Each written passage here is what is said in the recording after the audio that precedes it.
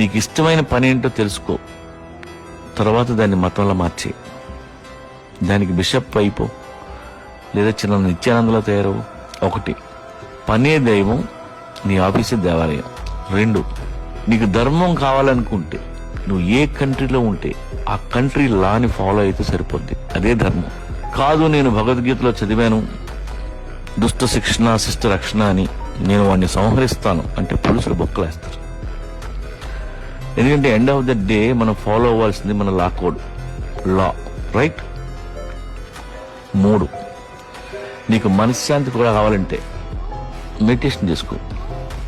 ఎవడా నేను ఇలా చేస్తే నీకు ఏ రిలీజియన్ వద్దు, మతం అవసరం లేదు. నీ వర్క్ గాడ్ అయిపోవాలి, నువ్వు డ్యూటీ ఇస్ మై రిలీజియన్ అని చెప్పాలి. నువ్వు ఇలా ఉంటే అందరూ నీకు సెల్యూట్ చేస్తారు.